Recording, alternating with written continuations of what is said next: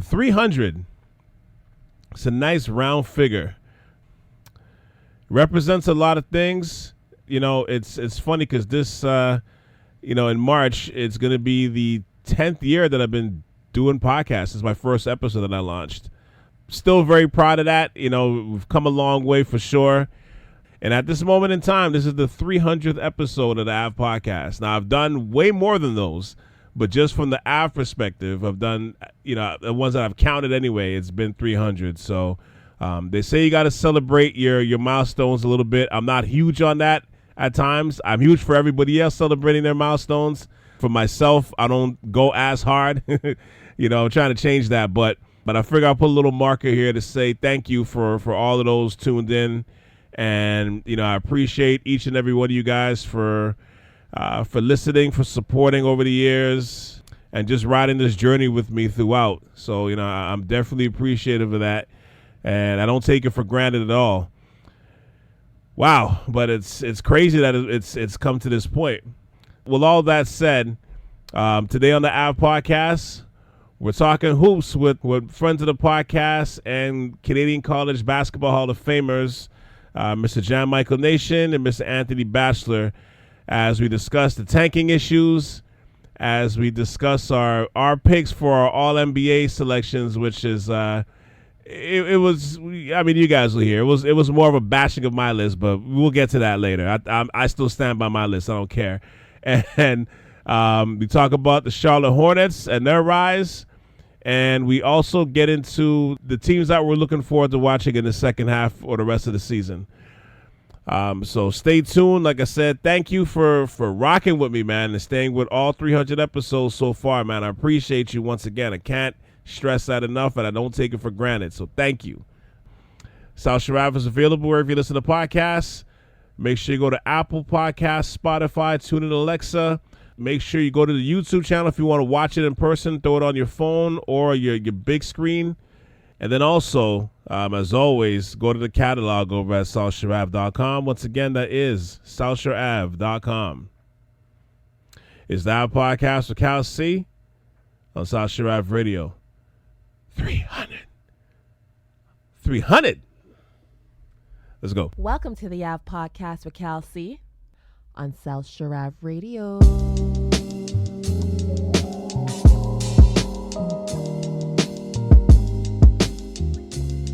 Welcome to the Ave Podcast, where I'm joined by two gentlemen right here who have a lot in common. They're both friends of the podcast, friends of South Shore Ave. They are both Canadian Basketball Hall of Famers for the post-secondary colleges and universities. And both of them have a very deep love and appreciation for LeBron James. Please welcome Jan Michael Nation and Anthony Batchelor to the show. How you doing today? I'm good, man. I'm good. That was a good lead-in. You're speaking the truth. You're speaking the truth. Are we allowed to cuss on here? Watch this guy. Are we allowed to cuss on here? Sure, why not? Go ahead. Yeah, fuck you, Calvin.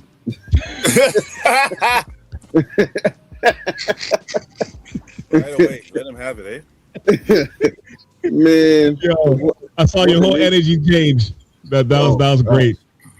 What an intro! That's crazy. Oh, that's enough for me right there. I could end the show just on that alone. Wow. You can hear the love in the air in that one. Yes, sir. Hold on, I'm gonna swap out my my glasses for a quick second, and I'm gonna put on these shades for this reason here, because number one, I want to look cool, but secondly, Jad, pick your head up. But secondly, this is the 300th episode of the Ave Podcast, so I want to get my Spice Adams on, and floss a little bit. Ha ha ha ha. Hey, that's nasty work, Kelvin, because you couldn't even give us a heads up so we could be cool too, but you just want to single yourself out because you're selfish, thinking about yourself. All right, buddy, I remember that for next time, man. Yeah, hey, you can get the glasses if you want. You can get it. It's okay. No, man, you couldn't, My shades are in the car. I can't even do that. It's too chilly. I know, but I couldn't give me an extra 5 minutes warm up, man. Anyway, so I'll keep that in mind for next time. I'll have to, you know what? The next one we'll put it in shades. We gonna be like we in the bottle service section of the club next time. But yeah, no. But see, for real, this is the 300th episode, man. So Congrats, thank man. you guys Congrats, for being on this. No, thank you, thank you, man. And I feel like I'm the better times are ahead for sure. So. Well, I think it's a testament to hard work never goes unnoticed, and it's like the journey, man. There's so much to learn. Just imagine where you started, all the things that you learned along the way, and how many things that all the information you gathered from then till now, and how you could use it applying going forward. And so when you get that first $1 million check, when you got in that contract, I get 90% of it. Batch could get one, but I get 90%. Okay, listen, I'm not greedy at all. I was gonna offer free bottle service for you. You said 90%. I was gonna say whatever I'll get a bottle for the club. No, congrats, man. Whatever you spend on the bottle service, I'll take that change. I'll put that into an investment or something like that. I'm broke. It's all good. Nah, I appreciate you guys, man, because you guys are part of the ride too, man. So I appreciate that's not legally binding, but I appreciate you guys though, for real though. Thank you, for real. Like all seriousness, let me take the shades back off. But yeah, man. As we know, we love hoops, and we definitely wanted to get into some of this NBA discussion that we haven't had for a little bit. I know the last time I had you guys on, we tried to do an episode before and technical difficulties didn't work itself out. But, you guys have kind of rehashed and you guys are in good vibes again. Because the last time, I had you guys both on camera, y'all were beefing with this LeBron thing, thinking the Lakers is going to take out the Timberwolves. But, we moved past it now. I'm glad to see black men unite in the name of Jesus. That makes me feel good all up in my spirit. So I'm glad to see y'all work that out. Jazz really quiet right now. You don't have to be quiet, Jan. It's okay. I'm happy. I'm proud of y'all. Y'all worked it out like two strong, upstanding black men. I like that. Listen, you know what it is? You know what? Sometimes you're confident because you see things, and you know what it is? It's as you get older, gotta stay humble, man. And you know what? Another thing is you just gotta admit when you're wrong, man. And I made an assessment. I made a few calls that didn't pan out, man, and circumstance and just the game, man. And so, Batch, congrats. This is the last time you'll probably hear this on camera that I'll ever say this, because I'll chop off my tongue the next time. But on the reals, no, man, it is what it is, man. So I'm looking forward to this year. A lot of things going on with the NBA season, and who knows what happens going forward, so it'll be interesting to hear your perspectives as we go forward. Yeah. All I can say is it's almost done, man. It's almost over. I think once these expansion teams get mentioned, I think he's gonna mention he's gonna retire at that point. Think he's gonna try to get that Vegas? I think so. Slot? I hope he goes for Vegas. I don't want to see no parts of him touching Seattle. I'll tell you that. Seattle doesn't. I don't think Seattle, but I think I'm also okay. There's Vegas, but I'm also hearing an alternative league in Europe, right? So, good luck with that too. I know. Seattle's definitely going to get that team back. That's for sure. Oh yeah, for sure, Seattle for sure. But I don't see his involvement with that. I see it's more lucrative for him to be involved with Vegas. Mm. Here's a question though: do you guys really think that's going to happen with Vegas, judging on the relationship he has with some of these owners in the league? Because everybody says that, and I'm kind of like, you got to get that stuff approved when those ownerships come into town. And number two, he might be a minority owner. He's not going to be the majority owner of a Vegas team. He's still, not only There's no playing, way. but I think this will be a move for after he's retired. It'll be interesting to see the timing of everything, how it unfolds. But I just think, it's just interesting. Yeah, see, the one thing that's going in his favor, in his corner, I should say, is that he has options. And it's all about choosing the right option that benefits him. He has here, and he's getting money to stream his last season. You know what I'm saying? So that's another thing. So it's all depending on how he wants to go about it. He's going to probably try to capitalize on this going away tour, and it's going to probably make Batch nauseous right now. But watching it as it goes, but you know what I'm saying?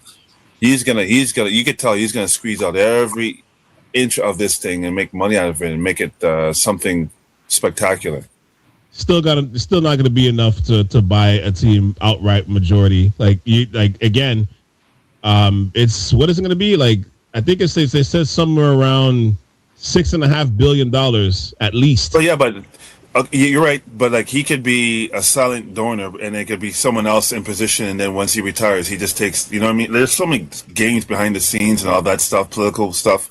Like you know what I'm saying? So he has all the networks. You would have to get voted in though by the other one. You're right. I was about to say that. Good luck. Like I said, I wish him luck if he can pull that off. I just don't see majority owners giving him the majority ownership of a franchise, especially a new one. Don't see that happening. Not for Vegas. Definitely not for Vegas because they're gonna want their money. They're gonna want their. I was gonna say minority, okay, maybe, but like majority, I'm like, there's no way. I could be wrong though, but I don't see it. I just don't see it. But and then we also established that because you're saying before that Batch is gonna like be nauseous, but we already established he's got a deep love and appreciation just like you for established that early in the beginning of the show. So listen, I'm not gonna fake the funk. I used to be a LeBron fan, but things just changed, man. He got out of hand with it, man. I don't like that. It's just too much. It is what it is, but it's funny because the Lakers are in this position right now, but I know this is like the hot topic of the league right now, which is tanking. And I actually wasn't really going to bring it up until I saw what Utah's been doing recently. And now I'm like, okay, I guess we really do got to bring this up. But what are your thoughts on tanking? And Jan, I'll start with you I'll start with you first before I set my points.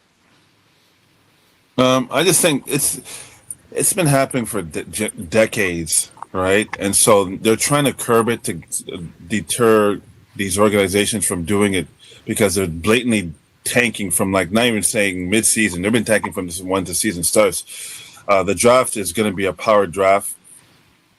You know what I'm saying? So everyone's going to try and line themselves for one of those top 5 picks, at least at the very minimum. Right. So it's just a game within the game. It'll be interesting to see what the NBA does to try to curb it. I don't see how they can. I know they're going to probably find teams and organize it by games, or it's just going to be interesting to see how they track it going forward. Like for Utah, like start sitting guys, that's interesting. Unless they keep finding them, I don't see teams are going to continue to do it because they could, when they have a chance to get a once in a generation life player, they're going to take those risks. It is wild what they're doing right now. Like it is. When I say it's beyond crazy, I mean what Utah is doing. It definitely is more blatant now than before they will try to mask it. But I think because it's so, especially in the last 10 years, they've mastered it, right? But it's a numbers game, right? So they figure their chances. It'll be interesting to see. How the lottery unfolds this year. What teams? But they're tanking before the All-Star break. I know, that's what I'm saying. Like that to me is that's the crazy part. Like they're doing this before even the All-Star game, which is nuts. Yeah. Usually you wait until later on in the season, that type of thing. But these guys are they're jumping way ahead of the game. Because right now, but Utah, you said Utah. Utah is what? They're 18 and 39. Yeah, and right? they're not 25 games back. They're like about they're 4 games. They're like a good 10 games, 9 games behind Clippers for that 10th play-in spot. Right, so clearly they're not trying to make that. But it's just interesting, with them being 18 and 39, they're the 3rd worst team in the West because you have New Orleans who's 16 and 42, and you have Sacramento, who's 12 and 46, and it's hilarious because Sacramento's trying to win games. You know what I'm saying? Are they really? No, they're tanking. They're tanking now, but I would say in the first half with those guys, those veterans that they have, those guys are trying to win games. They just don't have the defense or the players or capability. They had a lot of close games. Seen a lot of games. They've stolen some games as well, but like at the same time, it's just not enough talent, enough defense on both ends of the floor to compete. So I'm trying to think. Is there a major? There's no major market team that's actually tanking. They're all He can't afford it. Washington is. Chicago is. Hold on. Is Washington a major market team? I know you love. Yeah. I know you love DC, but I don't think they're a major market team though. I agree. Maybe not, but Chicago. Then you can say Chicago is. Is Chicago still? Are they still considered a major market? Hell yeah, they're the fourth. They're the third largest TV market in North America. Yeah. Are they? Yeah. Hell yeah. Well, this has been happening a little too long then, because whatever they're up to, they've been in this what's the word I'm looking for? Mediocrity cycle. Yeah, like play in, lose in a play in, or just lose out in the play in for the last 10 years, pretty much. Like, you know what I'm saying? Like, it's interesting because right now they're 12th, they're 24-34, they're 3 games out of the play-in spot behind Charlotte, and look at the run Charlotte's making right now. So it's just interesting to see what teams are trying to do right now and how they're trying to navigate the second half of the season, because Chicago is the 4th worst team in the East. Then Washington's 16-40, Brooklyn is 15-41, and then you have Indiana at 15-43. I think 3 of those teams that you just mentioned will not be pulling what they're pulling this year. I don't see Washington pulling the tanking move. I think they're going to try to compete next year, especially with the moves that they made this year. With AD, Trey, and then who else? Who else did they grab? Trey. Yeah, Trey, AD, and who else? I thought they grabbed another person. No, it was AD and Trey. Did they release D'Lo? Did they release D'Lo, or they kept him? I think he's still in the trade. He's still in the team. He just doesn't have the report though. And then Indiana, they'll be back to full strength when they get Hallie back next year. And really traded for Zubac. Right? So they kind of replaced Miles Turner on the defensive end of things.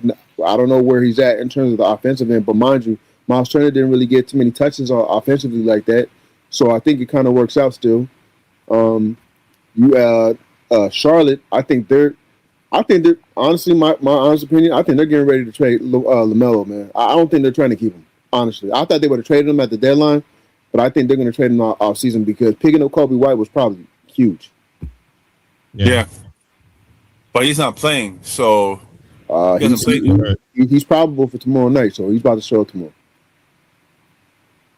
Yeah, we're going to see. I mean, we're going to get into Charlotte in a bit, but I mean, Jan's right. Tanking's been a thing. It's been that way for not just the NBA, but for most of sports for a long time, decades. You know what I mean? As long as we've been watching, there's been teams that are willing to tank. But again, the way that's been happening in the NBA season has been so blatant. It's like there's like a lawlessness to it at this point now.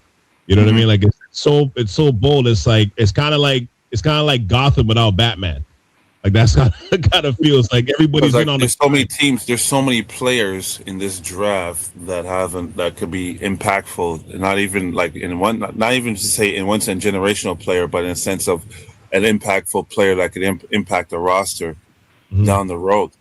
Like, you know what I'm saying? Like a key piece. You know, so depending, like the NBA is like it's hard to. If, for example, these lottery picks, you get there, it's all about the situation. It's all about the will and the determination of the kid. Does he have the willpower to do this, the work behind the scenes? Are they going to showcase him? Are they going to develop him? Right?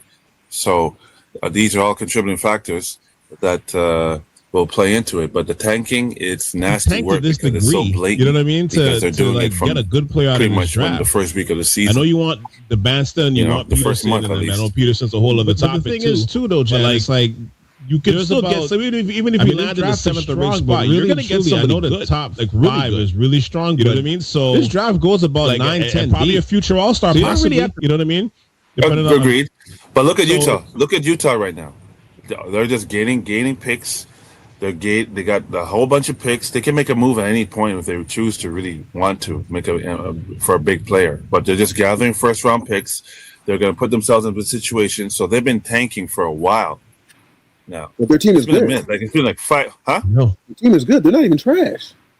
I know, that's what makes it more frustrating because they have a good team. They shouldn't be losing this many games. In my honest opinion. No, of course not. No.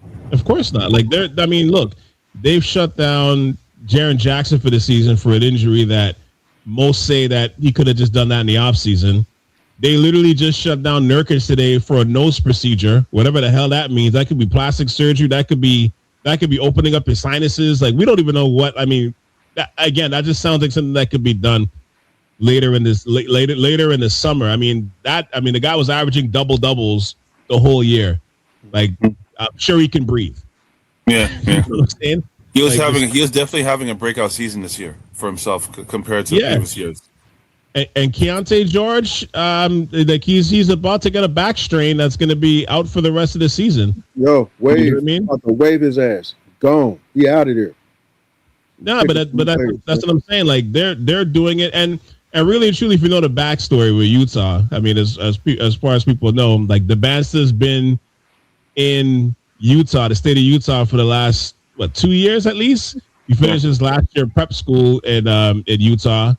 And now he's going to BYU. So they're trying their hardest to keep him in state. But, like, does the band still want to stay in Utah?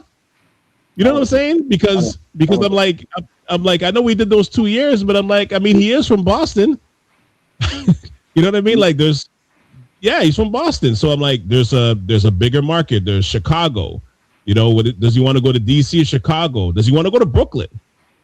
You know what I mean? Like, where he's gonna get on a big market and have the ability to basically have the basketball.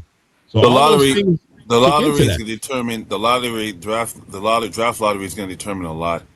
For sure, right? but I'm not rewarding Utah for this. Like, if you want to throw the fixes in kind of narrative or method, like I'm not rewarding Utah for this. Like, Utah, it'd be funny if Utah ends up with like the 6th or 7th pick. Hold on, you know, I want to say something. So, okay, talk about tanking. Then you have a team like Boston that got off to a slow start, and you think it would look to tank. But that the professional pride, the history of the organization, the coaches and the players are. And then you got Jaylen Brown that is has a massive chip on his shoulder of proving everyone wrong. They're second in the East, right?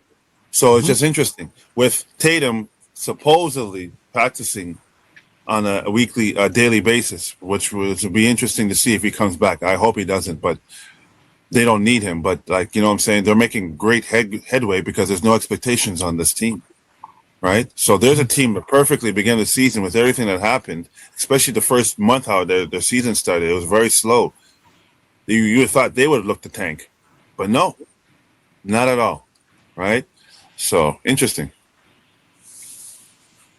Yeah, but I think this is also disrespectful to the fans too, because you know, this tanking thing is like, I remember, I think it was like a couple years ago, probably like about 2 years ago, when I went to a Raptors game. They were playing the Pelicans, and luckily for me, Zion was in the lineup and everybody was healthy on New Orleans. Even this is before that Brandon Miller got traded, so he was in that lineup too for the Pelicans.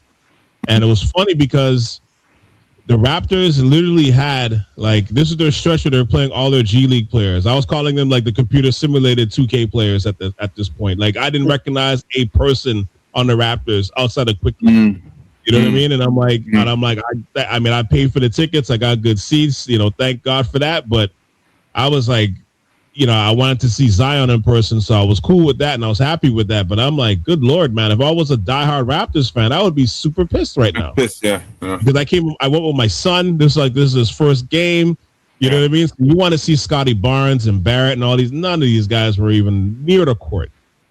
I think that's why that's what's contributing to all the I think this season has been higher than in previous years, but like the downward trend is still, I think, contributes to all of that. You know what I'm saying? The viewership, everything. You got, you know, the load management destroyed the product. Definitely hurt the product, especially when you got people looking to come see these guys and they're not coming. 'Cause especially some of these guys who only come once a year, right? So, once a season. So it's just like, it's so disappointing. So it's damaging to the product when they're sitting these guys, right? So it's just interesting. I can't say too much about that because it got us a championship. So I'll stay neutral with that. Yeah. Well, definitely. Definitely. I think it's all like, I mean, for example, I remember a friend of mine got tickets to see when the Lakers came to with Kobe. Kobe's like, I think second last year. He hit a fadeaway over DeRozan to hit the game. I was there, and I was just like grateful for that moment because it was a legendary performance. He hit a game winner. It was a good back and forth game, and and unfortunately, God bless him, he's no longer here. So that game will always stand out. I got to see him, so I'm grateful for that. So those moments come so few in between these day and age because of all the load management, all that stuff. I hear what you're saying with the championship because there was a bigger goal at hand, and but those moments sometimes. Like even your Jordan said it. I always want to play for that kid that never got to see me before. I want to make sure I leave them with an impression. So, that mentality is kind of lost in this day and age. Yeah. So under that method, my son would have got a chance to see Jordan play if I went to his game. You know what I mean? Meanwhile, okay. I've under this method now, like there's a better chance, we will see him play on TV. You know what I mean? The way this load management stuff works now, and it's sad because I'm like, if I'm a season ticket holder, I'm like, season tickets cost. I don't know the exact price off the top of my head, but it's a lot of money, and it's a lot of money. You know what I mean? So for you to basically like brush aside, like those fans who are paying like tens of thousands of dollars to go to these games. 41 tickets and all, and that's not even including like preseason and stuff. And you know what I mean? And you got to watch this show. Like to me, it's just, and again, I know the draft is really good. You know what I mean? I can't blame some of these teams for doing this because the rules are kind of in place. And you're not even getting a slap on the wrist. Like, why not do it, right? But like I said, for a team like Utah, I know we're harking on them, but like for a team like Utah, they're good. Like that team could play for a play-in right now, and they got a lot of young guys on that team still. Like they still got Ace Bailey. Like if they get the Bansta, like if I'm Ace Bailey, am I pissed? Probably. I would definitely be. Yeah. You know what I mean? So that to me, But they're probably thinking you could have two wingers that are interchangeable within themselves that could probably complement each other on top of. But like that interesting. That's a long starting five, or. Who starts? Who if they start the two of them? But that is an interesting scenario if that ever comes to play.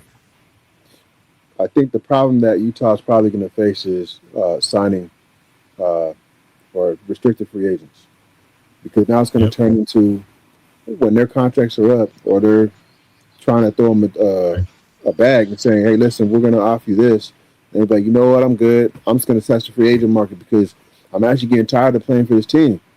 Y'all ain't trying to play for nothing. Like there are some good players out there that want to play for the actual game itself, right? And there's some people that just want the money. So now those players that want to play to win, they're gonna be like, "Nah, I'm good. I'm going somewhere else, man, because I can't do this no more." It'll start off well for the first 10 games, and then all of a sudden it just drops. And then now I'm playing 17 minutes in the game because you don't want to beat the other team because you want to tank some more because you want to gain some more picks. I don't know how much longer they can do this. Yeah. But it seems to be that even when you do find ways to kind of combat this tanking move that everyone is on, they find different ways to basically go against it. So now what I've noticed is they're now basically playing the players so that they can't say, "Well, you're sitting them." You can't do that. So they play them for like half of what their minutes are actually, what they would play in a game, and they're like, "All right, we're going to play you. We're going to spread your minutes out to make it seem like you're actually playing majority of the game, but really you're not." And then if it looks like the other team's about to pull, if it looks like we're really like the perfect example, Utah was playing against, I think, Orlando. They were slapping them, and then all of a sudden Orlando came back and beat them. That's crazy. And so I think at the same time, Markkinen and Jackson and everybody. Right. It's almost like now they don't realize how good they really are. And then they say, "Yo, we got to slow this down because we're crushing these guys." And now they're going to make it even more obvious. But then, of course, other teams that are trying to replicate the same thing, they're going to end up trying to take a piece of their blueprint. They're gonna be like, all right, let's try that then, but let's do it in a way where we're not taking off on teams, and then all of a sudden they come back in from a 20 to 30 point deficit and win. It's just not working out, man. But then again, it's the North American way. You see someone like Wembanyama where he just wants to play. He's not into this. Like, the North American model is to make money, generate income. And then you got these European players. A perfect example, you got Wemby, you got Jokic. They don't care about the money like that. Like, I mean, don't get me wrong. I'm pretty sure, they're blessed. And they're like, yeah, no problem. Send me the millions of dollars. But at the end of the day, I just want to win. And Wemby, especially tonight against Detroit, man, you can see it on his face. Man, he really wanted to win, man. Yep. Bad. So I didn't get to see that game. I didn't get to watch that. Yeah, man. I'll watch the highlights later. He was into it, man. I mean, even when you see the highlights of the All-Star game where most players are not playing to play, they're just messing around.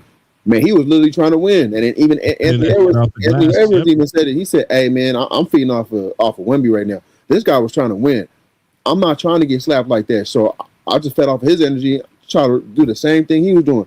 That needs to come back to the game. And you know what? Hopefully the majority, they follow suit.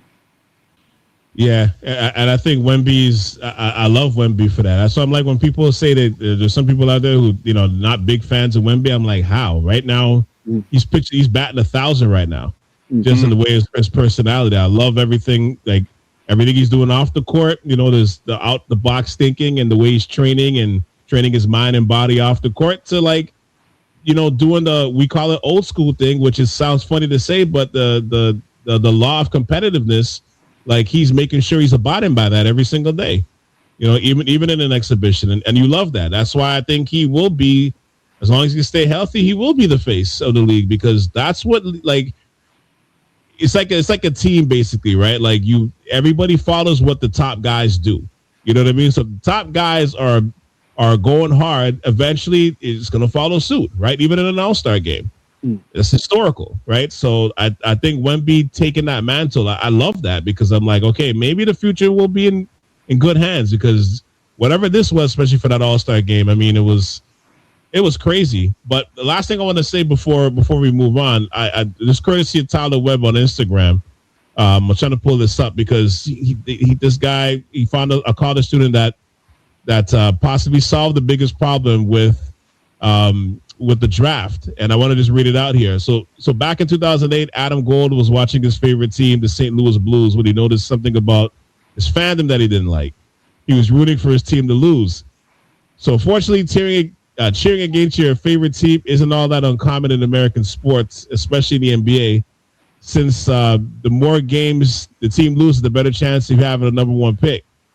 However, this practice of tanking also leads to a large percentage of teams in every league becoming virtually unwatchable by the middle of every season. So what can they do? So the exact question Gold set out to answer as a PhD student in 2012 when he presented this idea for a new draft system at the MIT Sports Loan Analytics Conference. The way it works is, once the team is mathematically eliminated from playoff contention, they immediately start earning what he calls draft order points for all remaining games in the season. So you get 3 points for a win, 2 points for a win in overtime, 1 point for a loss in overtime, and 0 points for a loss. While this idea might sound far-fetched, Adam was actually DM'd on Instagram by executive of a professional women's hockey league at the beginning of 2024 to make their league the first to implement this plan, and it worked. So instead of teams tanking at the end of the season to increase their chances at the number one overall pick, every team was playing like they had something on the line. And the Professional Women's Hockey League even added its own wrinkle that awards the second overall pick to the team that actually had the worst records. And so genuinely bad teams aren't totally disadvantaged by the new plan. So it's something that's kind of interesting. So you're basically playing for that. The accumulate the most points, you get the best chance at the number one pick. I kind of like that. You know what I mean? But I think the problem is, in 5 to 10 years, some team's going to figure out the loophole, and we're going to be back at this table again. Back in the same, yeah. But I do like the idea, though. No, but you got a problem, though. What's that? I mean, again, now you're looking at, again, the discussion that has been from before is, major market, mid market, small market. If I don't have the money to get these players, well, how competitive can I be? So no, but they're saying the point system is basically the more points you get, the better chance that you'll have at the number one pick. So right? And once you're eliminated from playoff contention, more points you get in terms of, again, sorry, explain that again. So the more points you get from what? From wins, from losses, from basically in the game. So 3 points, you get 3 points for a win, 2 points for a loss in overtime, 1 point for. Sorry, let me go back. Let me rephrase that back again. So let me just hold on a second. 3 points for a win, 2 points for a win in overtime, 1 point for a loss in overtime, and then 0 points for a loss. So the more points you get, the better chance you get at number one. Instead of losing, you're incentivizing winning to earn that number one pick. Okay, so then back again what I was saying. So now if I'm a major market team where I got the money to get these players, or I have a bigger platform to get players on this, so not only am I paying them from salary, but also through endorsements, these players still have to come to that team in order for you to gain those points, though. So if I can't get people to my team, how competitive am I going to be, though? I think that's the biggest problem. It's like looking at the whole thing with baseball. LA Dodgers, they just blow money. And honestly, it almost looks like they're just trying to spend money on players just so that the other team doesn't even get them. Like, that's how bad it looks. So if the Yankees pretty much at this point. I mean, I don't think the Yankees, they used to be that team, but now the Dodgers took over, and now it's like, yo, mind you, this might be a little bit biased because I'm a Blue Jays fan, but you picked up a player that you don't even need. Why'd you spend all that money? But mind you, that's neither here nor there. But now for the NBA now, it's let's use the LA Lakers. They have the money. They have the market. I can assemble a team to where we're competitive. But now, if I look at someone such as, I don't know, New Orleans, who end up having a number one pick in Zion Williamson, you got someone that could take you there, but then who the hell wants to go to New Orleans? Now, mind you, maybe I shouldn't even say that, but New Orleans doesn't win to the point where now it's attracting players there. It's a matter of the next player I get probably wants to get paid. So I'm going to pay them, and they're going to come here. But now, at the same time, they're not trying to win. Hey, listen, you do what you got to do, which is you drop 20, give me 5 boards, and sell these tickets. Pull some antics or something like that. Let's even turn that into Dylan Brooks. Dylan Brooks was a solid player when he's in Memphis. I'm not saying he's not a solid player anymore, but he added on to his whole character a villain. Almost taking on almost like a Draymond 2.0. Is he still that same player that he was in Memphis, in Phoenix? Or is it now he's just kind of going with what is necessary to keep himself relevant in the league? And so I think that method would probably work, but the only problem is we're still in North America, and it's all about capitalism. That hurts. So I don't know how gainful that will be for the league itself. Well, that's what I said. We'll see, because, like I said, right now they got to figure something out. I mean, I've heard there's also like kind of like a lottery tournament that basically teams will play to ensure that whoever wins the tournament gets the number one pick. Like, I mean, there's going to be a bunch of ideas being thrown at the wall, but we'll see what happens. But like I said, somebody's going to figure out the loophole, and we'll be back here in about 5 years. Right, that's the only problem. But they got to try something, because, like I said, Utah doing this is crazy. But on top of that, too, like, I mean, I feel like Utah maybe is doing this because they know their market can't, they can't attract guys. People aren't going to go to Utah like that. You know what I mean? Like, even if it's for playing time and money, they're not going to go to Utah like that. Like, even the thing of like turning into a baseball system where every team just goes and gets their best players, that's not going to work either, because, like, who's like, if you're getting Cooper Flagg to basically have his bid of who he wants to play for, He's not going to Utah. You know what I mean? No. Like he's not going to go to Utah. Nobody's going to go to Utah. Nobody's going to go to Milwaukee. It's just what it is. Are we gonna? You know what I mean? I like that point that you brought up, especially with Cooper Flag. Are we gonna sit here and really think that miraculously Cooper Flag ended up on the Dallas Mavericks? Like, what are the chances that actually happened? All right, so there's a team that finally graduated from Tank City after all these years, which is the Charlotte Hornets. Can we finally start taking them seriously now? Yes. Yes, we can. Yes, sir. Get into it. Again, LaMelo, he's gone. But You really think he's gone, huh? yeah, he's gone. I don't see. I just his foolishness, especially what the hell he's doing outside of basketball. You know, that car crash presser thing, that was crazy. I don't understand it. Wild. But there's a video circulating of how many times this guy be running red lights. Yeah, this guy, he's on something else. So I can only imagine if he's doing this outside of the team, what is he actually doing within those walls of that team? Because, I mean, listen, he's a good player, man, but I can't take that one serious, man. Like, The wild stallion, man.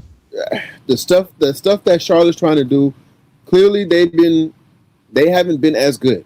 I don't even say they were purposely trying to tank. They just weren't good. Yeah. Now they got a proper team, and it looks like they're actually trying to win. Now that they have the ability to win, they're trying to win. So I don't see them continuing with this whole game of keeping him and let it be as such. You got Melo, you got Khan, stud. You got Brandon Miller, stud. Miles Bridges playing within his role, so I'll give him a plus on that.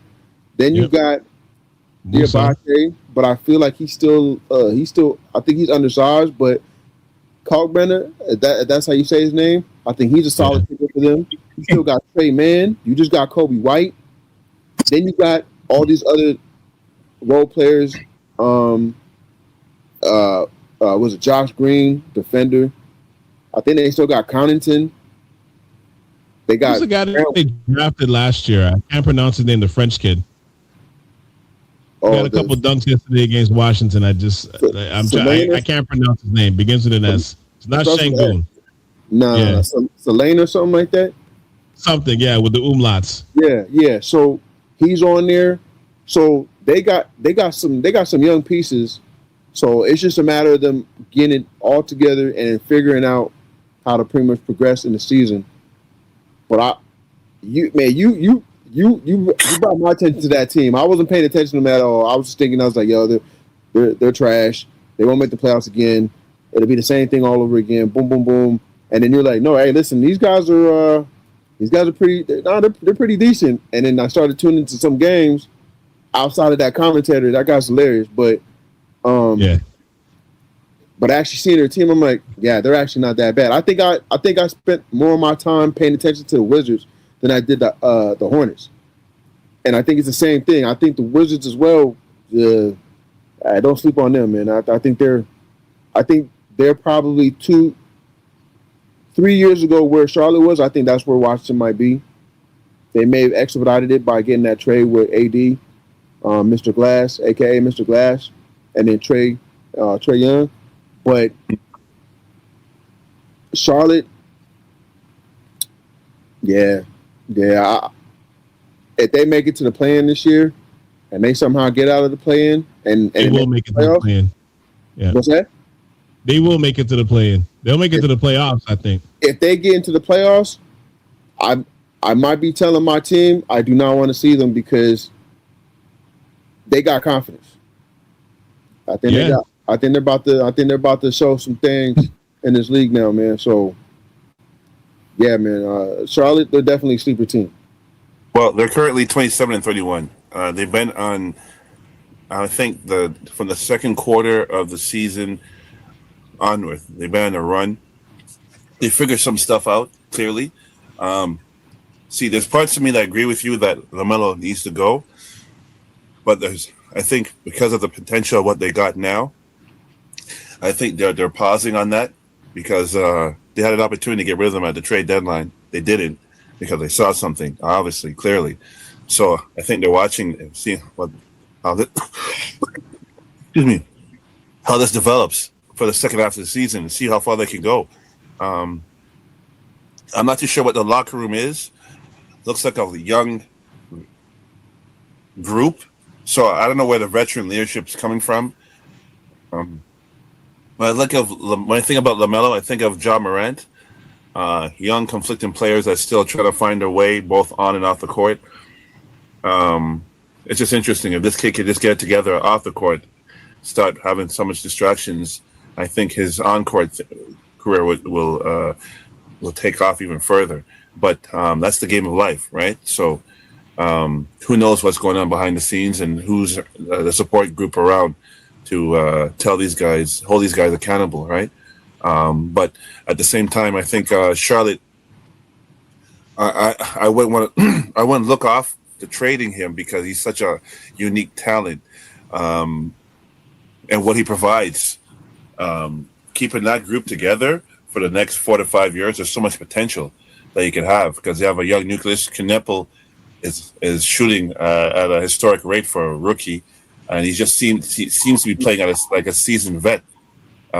Is poised, so they got a good nucleus there. I like what the coach is doing. They have nothing but to build from this as a foundational piece as they move forward. But once again, it's all dependent on how they end the season. So let me ask you a question: Would you trade Ja Morant for LaMelo Ball right now? I was thinking that, when you were talking earlier, I was thinking I was comparing that it's kind of the same thing, but I think LaMelo, they got something going there. It's not a bad trade scenario though. It's the same identical player because they're both injury prone. LaMelo is is shown to be more sustainable, especially in the last year or two. This season, he had some ankle injuries. You wonder if that's the ball shoes, eh? But anyways, he's a Puma. Huh? I disagree. Puma. Say again, Batch. Sorry. I disagree. With what? I think Ja Morant fits that team better than LaMelo does. So let me ask you this question: You got Brandon Miller, you got Khan now, 2 shooters. Why in the world do I need LaMelo taking 20 shots as well?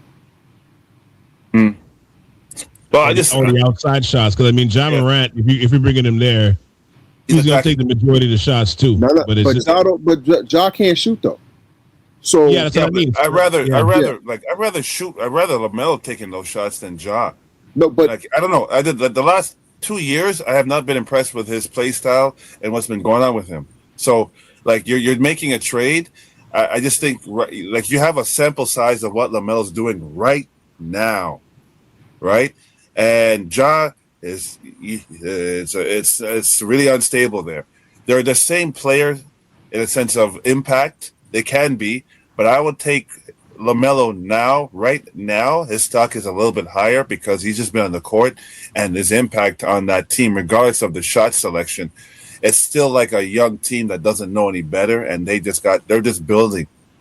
I don't think they're going to do great in the playoffs because it's more of a thinking man's game and it's more half court. I don't know how far that coach can take them when it comes to half court sets consistently against a set defense and against the topper tier teams, right? So that'll be interesting to see, but it'll be exciting. So I think what LaMelo brings is he's ushering a young generation of players that watch him, and so that's why the NBA is excited to see what the young Charlotte team can be. I don't know, man. I don't think LaMelo's mature enough to lead a team. I agree. I think the person the person that's leading that team out of the young core is actually Brandon Miller. Yes, I agree. I would say personally, I think Ja Morant is actually more mature than LaMelo. Yes, absolutely. I actually yes, I do. I do. You want to know why? Because let's now put Charlotte in the same limelight as Memphis. Are we still having the same discussion right now? Because no one's talking about Charlotte the same way they were talking about Memphis. Memphis started making noise because they had a team that was actually good. So now everybody is paying attention to what they're doing. So now all those antics that Ja was doing with his circle, his pops, and so forth and so forth, imagine now seeing LaMelo doing that with the same type of attention. I don't think people will be saying that LaMelo's probably the better choice than Ja Morant. I mean, Ja Morant's the better player, but I think it's just so much skeletons in the closet right now with Ja. I think that's what the problem is. But again, I mean, the red light thing that you was talking about earlier. I mean, I didn't know that. That's kind of if that is true. I mean, I don't even know what to say to that. But that also speaks to the youthful ignorance, invincibility issue that somebody that a ball would have in terms of that wild stallion mentality, right? Like he's got to shake that. And right. I mean, and the thing is, I give him props because this season, I felt like he's kind of pulled his game back at least a little bit. You know what I mean? To accommodate some of the better talent around the team and letting them shine and stuff. I mean, he's still taking some crazy shots, but it's not as crazy as it's been. Because there's some games we always talked about this where like Charlotte's a team you'll watch, but you know, like it's similar to like an 80s sitcom. You know how it's going to end. It's kind of like Family Matters. You know how it's going to end. You know how the story is going to end every time they play. And this time now, like now they're pulling out these games. They're making smart decisions. They got good players to also make at the same time. So you're not depending on ball as much.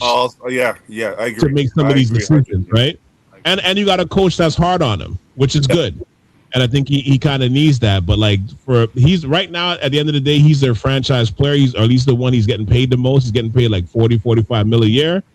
And you know, he's the face of the franchise. So to me, it's kind of like his maturity is what pushes Charlotte to the next level. Right? Until I don't know who you got to get to talk to him to get into that mode. But like until he figures that out, you know, I don't know how good Charlotte's going to be, but like I said, that trade scenario is kind of interesting, though, because I mean, you substitute him with Ja. I mean, that's an elevated team, but then also, what's the issue that's coming with it? Because again, it's another black city. There's a growing black city, kind of like how Memphis is. Not as hood, you know. Memphis is more gritty than Charlotte. Charlotte's kind of in that Atlanta vein, but you know, you're kind of putting him in those same parameters still. You know, can Ja deal with that too? So that's the issue that we're having. You know what I mean? At the same time, but at the end of the day, I like Charlotte. You know, like I know you're saying I was kind of putting you onto Charlotte a little bit because, again, watching these games and watching how they turned out, like they were beating elite teams. Like that run in January, they were like, I think since January the 1st, they're like they've been.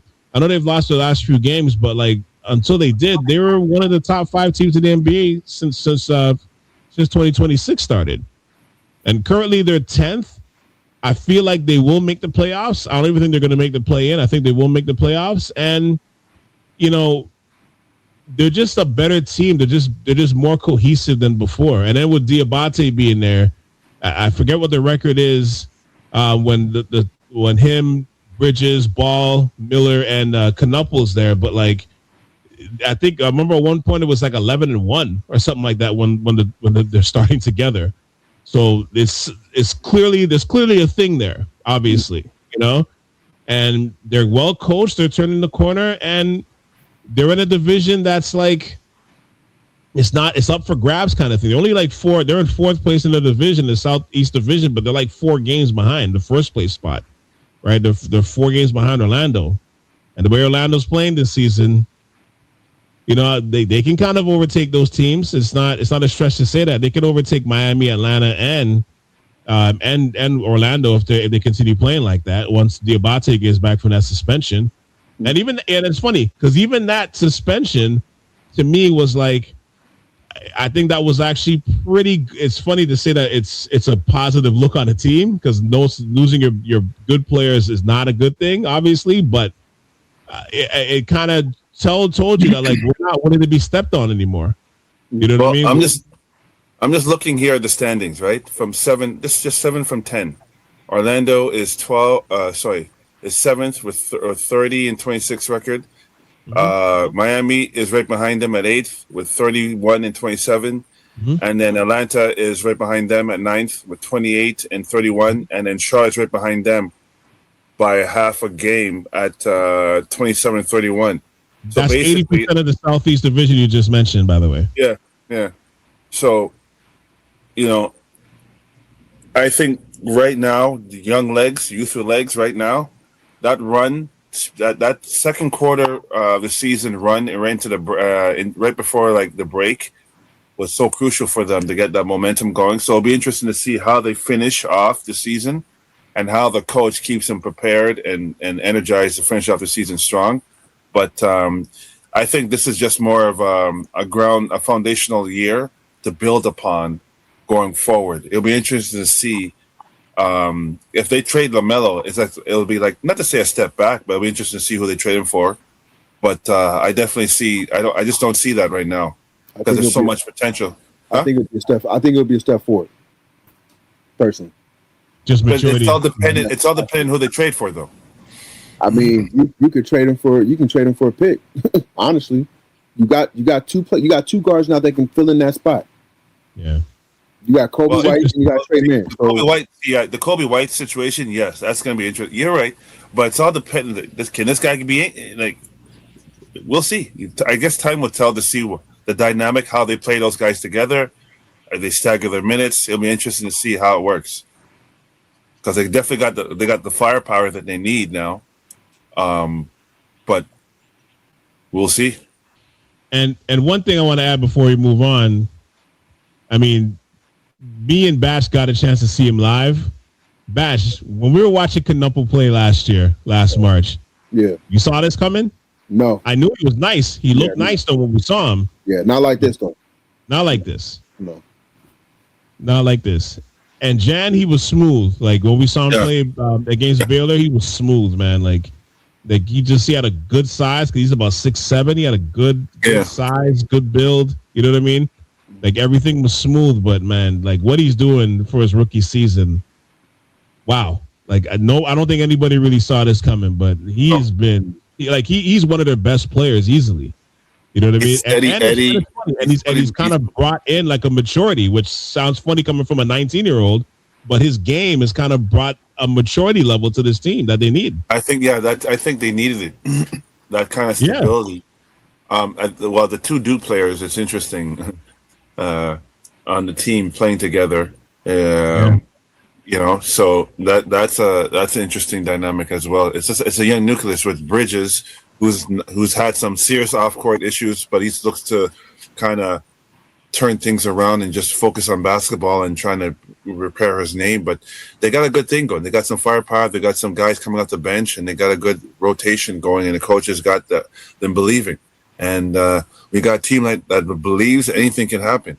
It's all about trending in the right direction, heading into the playoffs. You know what I'm saying? Sometimes a lot of teams peak early, where a lot of teams tend to try and find their stride heading into the playoffs, the rotations and the rhythm and the confidence, right? So only time will tell now. Last thing you want to add, Batch? Nah. We'll see what happens.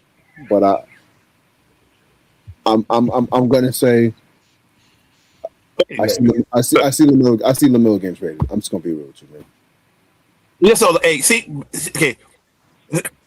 I'm always intrigued to hear your perspective, but there's a lot of personal venom towards these guys. No, not at all. Because the thing is this: LaMelo got drafted to Charlotte.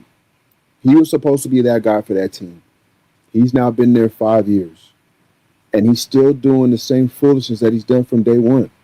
So, at what point do you sit back and say, first year didn't go well, second year didn't go well, third year didn't go that well. I got an extension. At what point do you now change? Because he's gotten the speech from these owners, GM, saying this is your role. We want you to be the guy. We need you to lead the team. So now when you start trying to figure out what is Charlotte doing, and you start looking deeper into the moves that they're making, they're picking up all these other players. Brandon Miller was the first one. And you're like, all right, Brandon Miller has his own issues. with what was going on with it was Arkansas or Alabama? It was Alabama, right? Alabama. It was Alabama. Alabama, Right? yeah.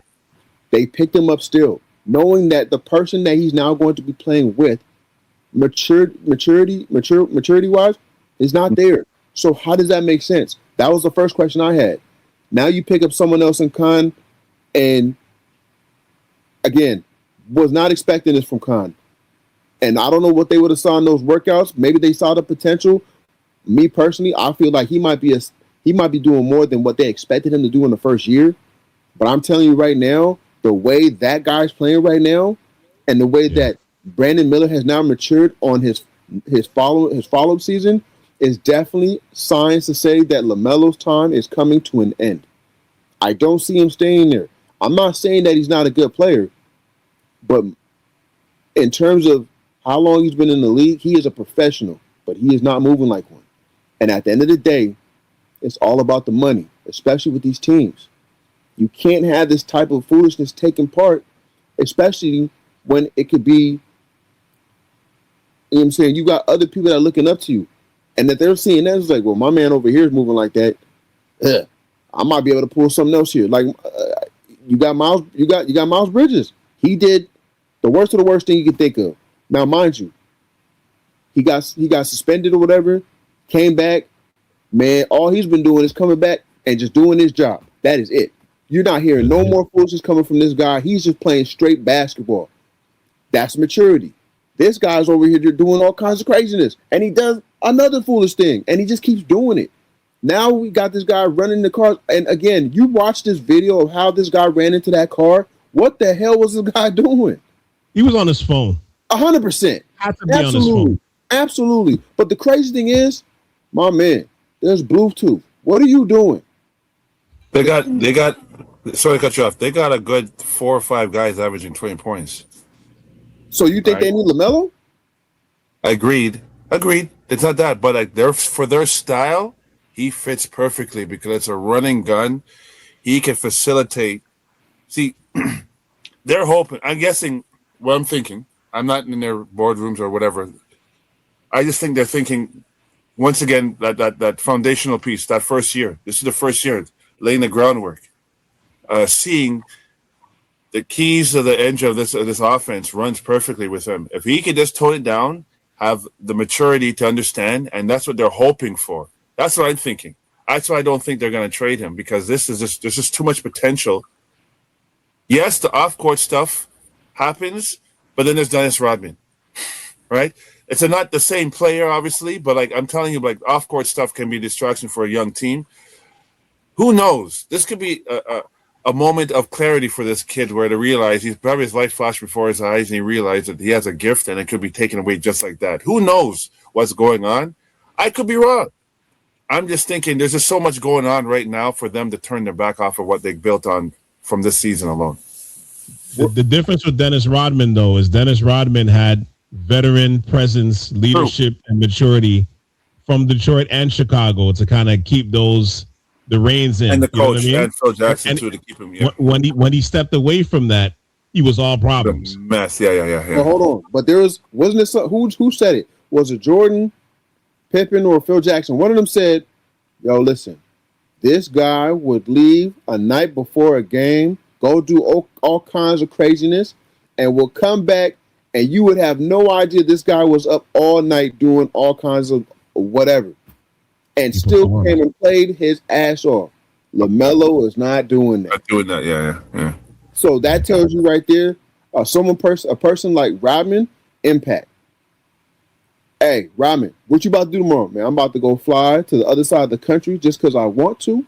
I'm about to go meet this little chick or whatever, and I'm going to come back. I'll see y'all at shoot around. I'll do my walkthrough, get my little pregame going, and I'm going to get you your 20 boards.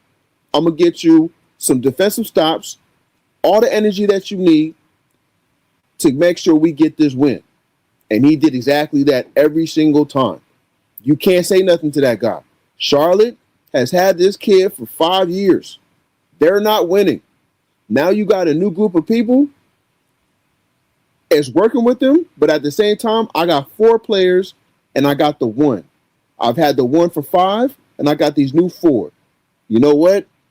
We still got the coaching is we keep the pace going. We can get the same touches the same way we're doing right now. Let's get it with someone that actually knows how to do it. Because right now, I'll tell you right now, if I went ahead and I traded LaMelo right now for Tyus Jones, guess what? I probably will get the same result, and I might get more wins. Here's the other thing too that you got to add to that. To your point, it's entirely new ownership that's there now that they didn't draft LaMelo Ball. Oh, I didn't even know that. Right? Oh yeah, he's definitely going out of here. He's out of here. He's gone. I didn't even know that. Yeah, because remember, Jordan's a minority order now. So great. I thought he gave his portion up. No, I think he still owns a percentage of it. I think he's a minority owner. He's less than down. He still owns a team, but not like the full percentage as before. But case in point, he's no longer the majority owner. You know what I mean? So what's the loyalty game there? Mm-hmm. So to your point, I think it's going to be something to revisit this offseason. We're going to have to see how this season goes. But like I said, that car accident and the way he handled the presser with no shirt on, shorts hanging below his ass, walking off the court. I'm walking off the presser, like, you know, mid question. That's not supposed to be your franchise player, man. Like, that's, you know what I mean? Like, you got to tighten up. This is the stuff you got to tighten up. Or are they going to find, they have the players now that they could move on. So like I said, it's interesting. He's a wild stallion, you know, but can you tame a stallion? That's always been the question with him, right? So we're gonna have to see, but it bears watching for sure. A couple of things I want to talk about before we wrap up here, though. What are your top 5 teams that you're looking forward to going into the rest of the season right now? Doesn't necessarily have to be the top 5 teams going into the playoffs or your prediction for your top 5, but the top 5 teams that you're interested in. Top 5. And don't let it be Utah. No, I'll go first because this probably gonna surprise you. Who I'm actually looking forward to seeing moving forward. New Orleans is one. Boston is another. Yes, San Antonio. What? Hold on. What you mad about, man? Hold on. What's going on? Go. Sorry. You guys can see that? My bad. Continue. New Orleans. Turn my camera off. My bad. You had your dust on the backdrop, right? You want to dust that off again? All right, my bad. You missing the spot. It's over your shoulder. Just dust it off real quick. It's okay because he probably just say, LA. Because it spit hot fire. You know what I'm saying? So New Orleans definitely is one because I think they're better than how they've been playing. But now I think they figured out who they have on their team. And now that DeJounte's coming back, yeah, let's see what they're going to do now. The next... Oh, so he's back? He's back now? DeJounte's coming back? Yeah, DeJounte's back tomorrow. So then we got Boston. Listen, I never expected them to even do this well to begin with. I counted them out. So I'm very curious to see what they do when Tatum comes back because it sounds like they're trying to get him back this season, which is unfortunate for all these teams such as Detroit. Yep, Philly. I'm gonna say it when healthy, and Cleveland. I guess you can put New York in there too if you want to, but and then the next team is San Antonio, and then the last team, I would actually say, sorry, I said last team. But got hold on. How many? Like, do you want to? I was about to say the math got confused there. Wait, did you? No. So the other teams I mentioned in the top is 5? this Chinese mathematics over here? No. The other teams that I was mentioning was the teams within the window that's closing now because if Jason Tatum comes back for Boston, then the window closes for Detroit, Philly, and New York and Cleveland. You think Tatum's doing that right away off an Achilles? I don't know. Listen, Jason Tatum wants to play basketball, man. And again, like you mentioned earlier, Jan, the culture in Boston doesn't allow those guys to go ahead and say, listen, if he's able to play basketball, we're not sending him.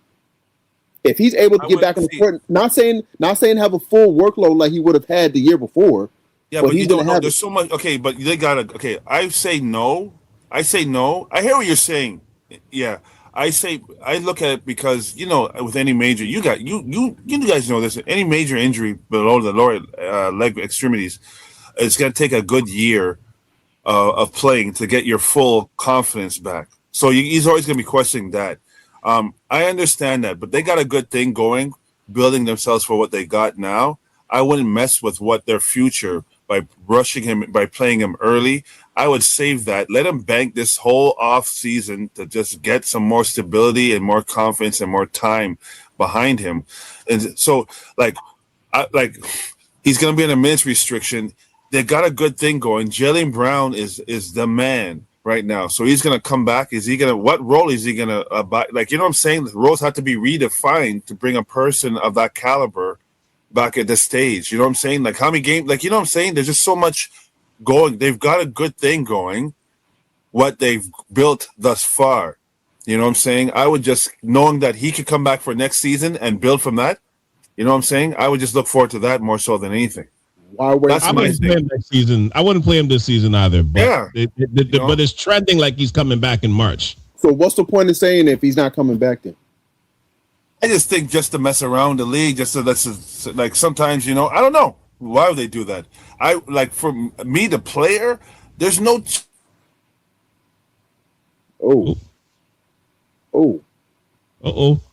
Yeah. Tech. Yeah. Call IT support. Yo. Oh man, completely frozen. You want to know why that happened? Because you're talking shit. Bring him back. Bring him back. What's going on, man? Hey, I just froze. I'm leaving this part in. I'm leaving it in. Yeah, you got to. Hey, guess what? I was like, wasn't really sure what's going on. I was like, was that me? I hope it's Kelvin. Kelvin. Damn it. The best part about this is, whatever the hell you was about to say, we didn't hear it.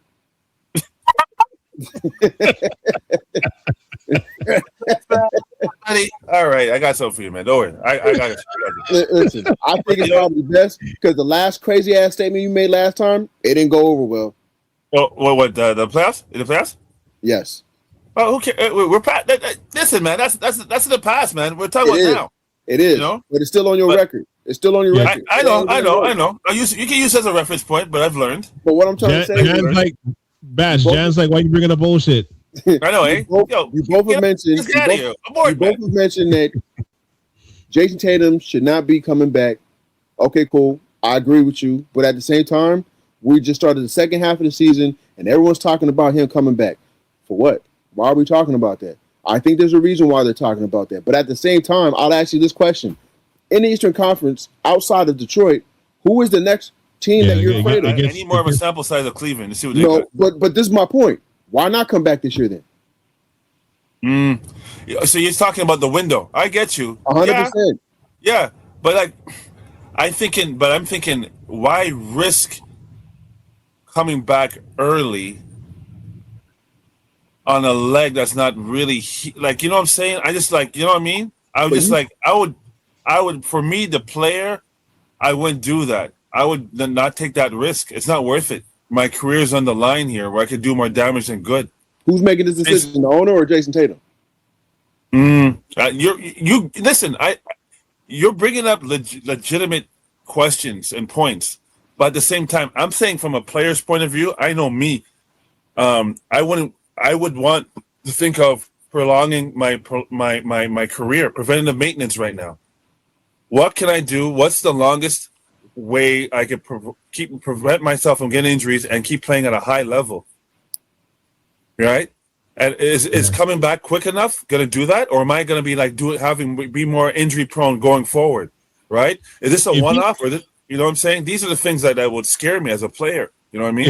If he's 100%, like it's 100%, and there's a guarantee that he's not going to re-injure himself, and he's ready. But what? We don't know that. We'll never know that. You know what I'm saying? Yeah. Only he knows right now. He knows in his heart what's realistic right now. Thank you. So we have no idea how far along he is on his return from this injury. And the crazy thing is, again, the expectation is not for him to come back playing the same way he was last year.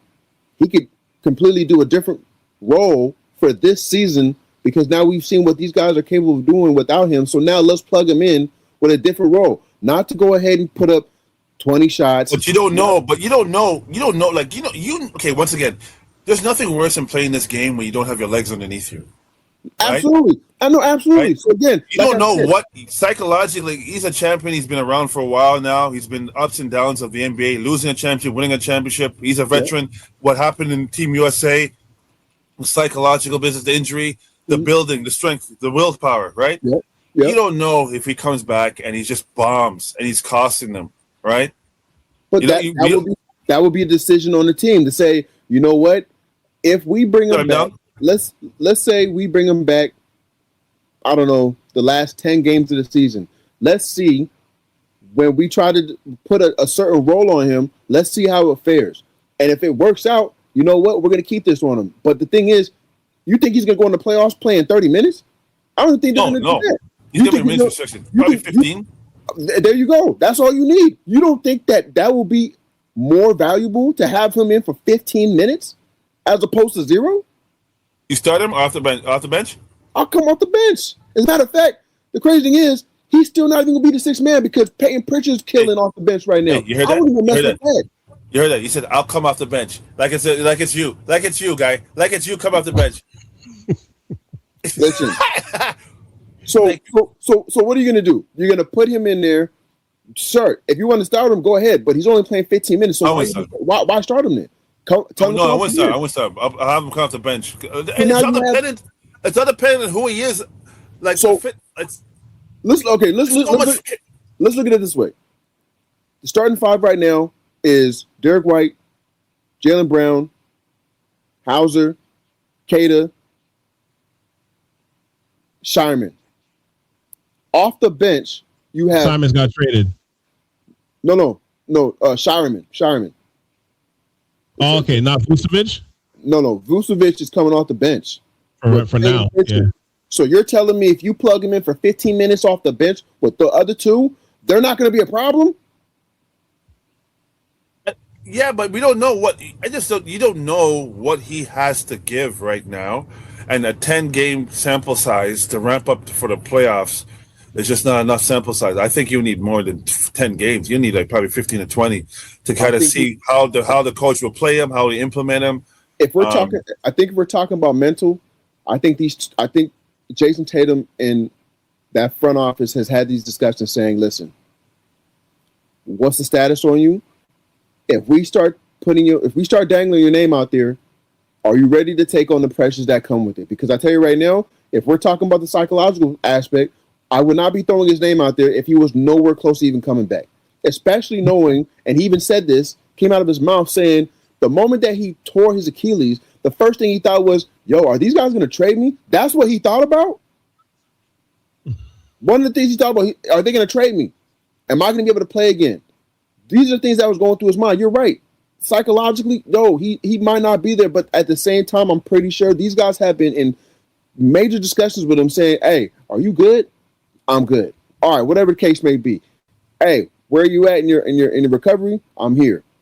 You're looking pretty good. Okay, cool. They know how strenuous this whole league is and how these games could get you in terms of exhaustion and fatigue. You really think that all of this is just for them to say, yeah, he ain't coming back this year? What the hell was all that for then? Especially with them Boston fans. I just say this. Let me add this because the one thing that's been constant with this team is playing with Jaylen Brown, right? And I love the fact that like they haven't really stepped on each other's toes. You know what I mean? They've kind of defined their roles in terms of how they play with each other. You know, the media try to plot against them in terms of like they're gonna have to break this team up. There was a few years back, which I thought was like asinine because those guys were so young at the time, and it all worked out. You know what I mean? They've won a chip. They've been into all these conference finals. They've had all this sweat equity together, right? Which again is great because it's working. It's obviously worked, right? This catastrophic injury happens. All the psychological stuff that will come with any athlete having this injury is totally paramount. I totally understand all of it. Is there a self pressure that might be put on himself because now that the dynamics have changed? Jaylen Brown has been like the 1B basically for most of his career. He's gotten a NBA, a conference finals MVP, finals MVP. He didn't make the Olympic team. I think he's been like on an All-NBA team maybe once or twice. Now he's flirting with a MVP candidacy and being in the second team. He's the man right now. He's playing the best basketball of his career. Is he willing to go back to being 1B? Is that a thing for him, or is Tatum self looking at that like, man, I might have to come back a little. I know, I'm like 95%, but man, if Boston goes all the way to the conference finals with me on the bench, what's going to happen to me? You know what I mean? Like, because remember, there was a time where, both of them are getting $300 million contracts, but there was a role defined, even if it's 1A and 1B. Now Jaylen Brown's clearly the one. I know it's injury, but he's clearly the one. Is he willing to give that mantle back? He doesn't need to because he's still the one. I'm going to say this. Agreed. Secondly, remember, everything was under the assumption that this was going to be a tank year. No one had expectations of them being where they are in the season, especially heading into the third quarter of the season, right? Being second in the East with potential of catching Detroit, who knows? Right? So they're playing with house money right now. There's no expectation. That's why I'm saying this furthers my point about like resting Tatum. There's no expectation on this season. There's no point on to begin with, right? On rushing him back. So that's my only thing I'll say towards that. The Jaylen Brown factor, he's proven. I think this year with the chip on his shoulder, the disrespect from Team USA, he's just been disrespected for a long time. So he's always had to prove. Yeah, he's just been right. Even with the LAPD, that's going to be an interesting one. What's going to happen there? But yeah, I think he's on a mission, and I think he's just trying to prove everyone. But he's not just doing it on the offensive end. He's shutting people down on the defensive end. So he's probably, like, he calls himself the best two-way player in the league right now, and that's just 100% confidence. So he's 1A, definitely. So you bring up a good point, but like right now, playing with house money, there's no expectation, so there's no need for Tatum. This is a problem that should be coming into the next season for him. Jan, who's your top 5 teams that you're most interested in before we move to the last topic? My top 5 would be Detroit, to seeing how they finish out the season. I'm intrigued to see how Cleveland finishes off the season. The Harden trade has been quite interesting. They're 7-1, even though they got smacked to a shayless OKC. I'd like to see how that works, but who knows with Harden. I like what I'm seeing with Toronto. They're showing a lot of consistency, but I don't know. I'm not really a firm believer of them in the playoffs. New York, your usual spiel with them. Yeah, but because they need more seasoning in my eyes, and I'm not too firm a believer of that coach. His offensive in the half court is not the greatest, and it's just like it will be interesting to see how they navigate. And it's all about the matchups, right? So I'll talk about Eastern Conference teams, and I said Detroit, Cleveland, Toronto, New York, because they've been up and down. It's interesting to see what's going on with Cat. They look like they're showcasing him a little bit more in the last couple of games, or the last game in particular. So he seemed to be he seemed to be he seemed to be more engaged. They're doubling Jaylen Brunson. That's why. Okay.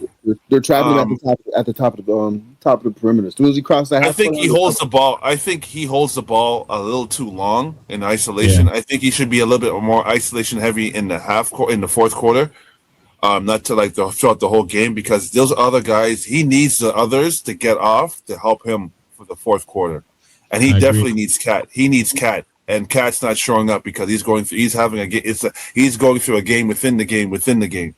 He's worried what people are thinking. He's worrying that he's not the all-star player. He's worrying what happened to the player I was last year. I'm not featured as much.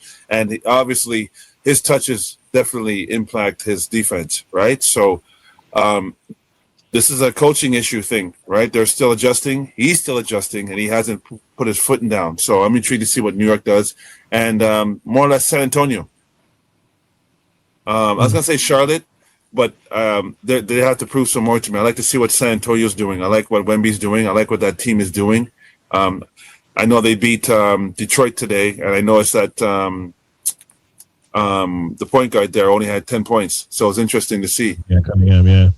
Yeah. Good game. No, not the point guard. The point guard for San Antonio. What's his name? Fox. He had 10 points. De'Aaron Fox had 10. Cunningham was like 5 for 25 or something. He had a bad field goal. So, but it's just interesting to see. Duran had 25, right? So, once again, I'm intrigued to see how Wemby can he stay healthy.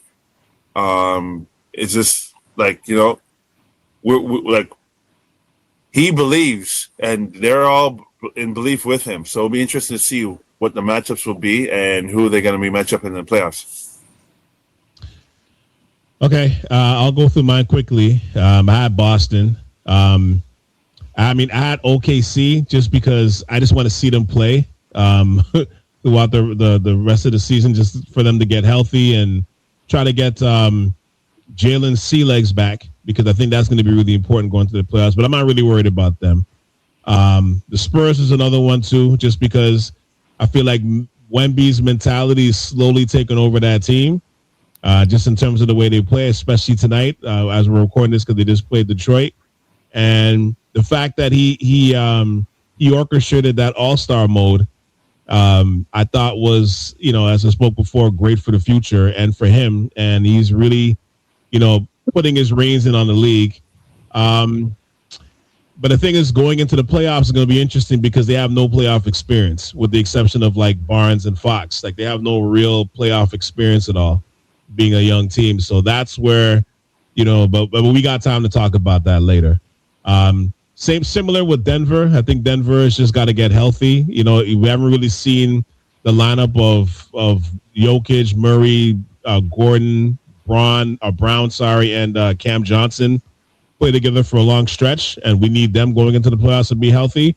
I think Gordon's hamstrings are the X factor for that team, because soft tissue injuries, especially with hamstrings, you know, those things, they act up at the worst possible time. And you know what I mean? And it doesn't just, when you usually have them during the season, they don't just go away just like that. You hope they do, but they just have a funny way of coming back. And he's had that injury twice that's knocked him off for like multiple weeks. So I think that's his hamstrings are the X factor.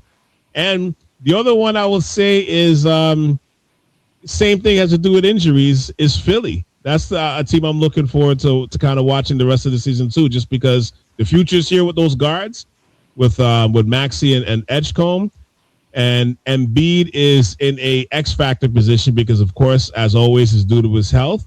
But I think the only difference now is that he doesn't have the weight of the pressure the same way now, because Maxey's taking that reins off of him.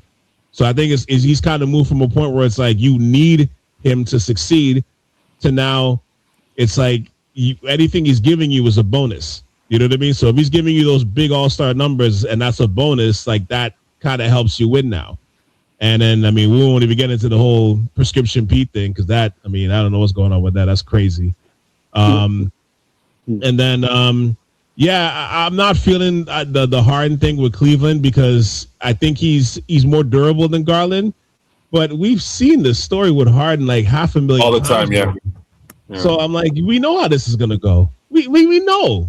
I know it's a different division or conference or whatever. We know how this is gonna go. I'm not looking forward to, because we know how this story is gonna end up. You know what I mean? And I love Mitchell. And I love the guys they have on their team. They're a growing team, and even Tyson's kind of taking the reins in that small forward position now, which has been like their weak spot for years.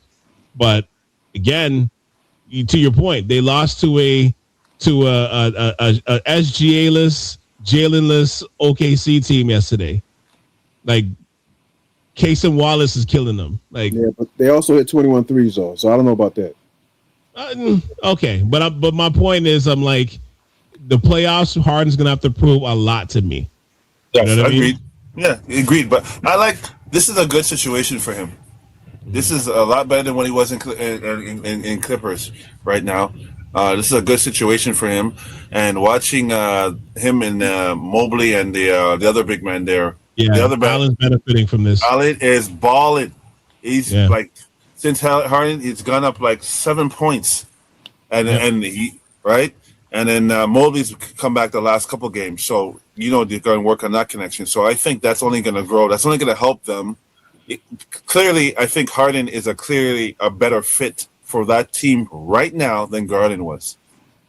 Just from his playmaking and the fit with Donovan Mitchell. The fit with Donovan Mitchell is seamless. They're taking turns. I'll admit that. Yeah, they're taking turns, but Harden, his facilitation is just what just takes the pressure off of Donovan. It's funny you mentioned the Clippers because that's another team that they're honorable mention for me because I've been watching them since the trade deadline, and listen, man, I kind of like their team, man. Mathurin's balling right now, yeah. Benny Math is hooping, man. He's been unleashed on this team, and if they can get something out of Garland, I think they're going to be better than what people think. I'm not saying they're going to make a big playoff run, anything like that, but they're going to be better than people think because even though they're losing some of these games now. We're going to get to Kawhi next segment, our last segment, because he's a fucking machine. He's a machine. And the way that they're basically playing a pass at the will offense, and he's basically Will Smith right now. He just put on that Bel Air Prep jersey right now. Or vice versa, because he's a machine. He's a Terminator, man. He's insane. And they're just handing the ball to him all the time, but he's making everything. And with that said, let's go to let's wrap up with our all NBA selections for third team, second team, first team. We can work off my list if you guys want. You can dispute it. You can argue with it. But my third team, I have so far, because this is not how it's going to end off. But so far, my guards are Maxey and Brunson. This guy, you breathing for air? You okay? You all right there? That's your third team? This is my third team. The two guards, Maxey and Brunson. Hell no. And my front court is Duran, Cat, and Avia. Fight me. That's wild to me. Fight me. That's fucking wild to me, man. I got a cuss on. That's wild to me, man. Fight me. Let's go. Wow. What are you just? Why are you disputing Maxey and Brunson? Maxey's number one. He's first. Okay. He's done enough for Philly to keep them afloat without having Joel Embiid there consistently. Not only does that kid play offense, he also plays defense. He should be number one, not your third. Because if I find out whoever the hell your guards are for the number one and number two spot, I'm going to lose it. Okay. And you know what? Fuck the rest of the conversation. I want to know who the other ones are before him. That's crazy. Who's in front of him? What's your status, Jan? Sorry, my internet paused again. So who would be your third? Who would be your third? I would put Maxey on the second. No, don't go first. Who would be your third team? For what? Sorry. All NBA. Who would be your third team? All NBA. Two guards, three players in the front court. Third team. Backcourt. LeBron. You want to say it, they gonna say it. Are you playing the rules that that are eligible? Yes. Okay.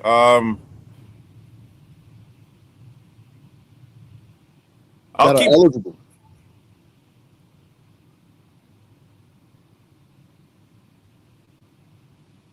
I would take Maxey off the third team and put him on to this. I'll put him up. Okay. But I would replace him with yeah,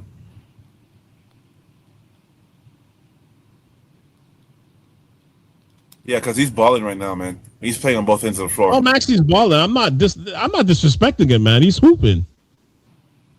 I'm just thinking I'm just trying to think off the top. Like, I had my list but my list was these guys are not eligible. I just realized it. They're not eligible because the game's played. So, well, okay, keep going. I would. I don't think Maxi's third team. I think he's above that. I definitely agree with Brunson, but I would probably put who else should be in the backcourt? You know what? Yeah, I take it back. I'll leave that there because there's some guys that are on the team that do. Look at this guy! Look at this guy! Look at this guy! Look at this guy! Yo, look at this guy! Yo, breathe, man. Who's your third team, Batch? Run it. I got Edwards, I got Luka, I got Barnes, I got Jared Allen, and I got Rudy Gobert. Oh man, I got Barnes. Shoot, I forgot about Barnes. And trust me, I almost left him out. I was gonna put Barnes on the second team because defense, because he's a defensive of the year candidate. That's my thing. See, I was gonna put Barnes on the third team, but then I said no because he's a defensive of the year candidate, and he impacts winning on both ends of the floor. I will put him on the second team.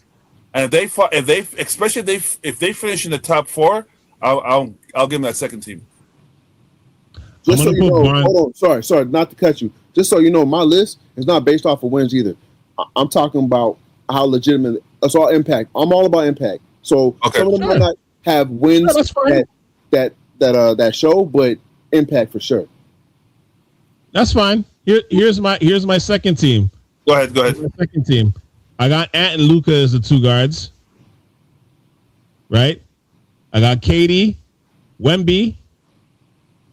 Oh, I'm gonna freak Batch out right now. Fight me right now, Batch. Fight me right now. Jalen Johnson. Fight me. And Jalen Johnson. Oh, this motherfucker. Fight me. Oh my god. Oh man, this is crazy. He'd be third team. Jalen Johnson be third team. He's not even on there. No, he plays on both ends. High. No, he doesn't. He's everything for Atlanta. No, he doesn't. Not anymore. Everything. Not anymore. Ever since Trey left, he don't play defense like that no more. Nice try. He's got the responsibility of scoring too much now. That's exactly what it is. So that's gone. No longer the court. It may change, like I said, because I got Ave on my third, but he keeps hurting his back too. So this might change. But so I'll put him 13. I'll put Jalen 13 now. Okay. So you want the second for me? Go ahead. Shea. Who? Jalen. He's not eligible. No, he's eligible still. Oh, he's still eligible. Yeah.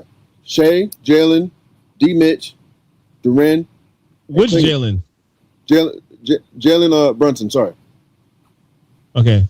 So Shea, Jalen Brunson, Donovan Mitchell, Jalen Duren, and Donovan Clinton. You got Donovan Clinton on you. What? Clinton. You talking about me? Yo, that guy's solid, man. Hey, he's solid. He is good. Hey, he is solid. No, Donovan Clinton from Portland. He is solid. Hey, Jan, there's more dust behind you. You want to dust it back again? Yeah, go get that dust. Yeah, go get that dust. Go get that dust. Rui Hachimura and Marcus Smart probably over there too. Your LA squad. Fucking bums. Yo, next one up. Let's go. All right. Number one, first team. I got Shea and Cade. And there can't be no disputes there. No. I got Shea and Cade. I got Jokic. I got Jaylen Brown. I got Kawhi. Wow, you put Kawhi number one. Hell yeah. So that's the one that bumped. So that's the person that bumped Wemby? Yeah, I would say so right now. No, I would switch Kawhi with Wemby.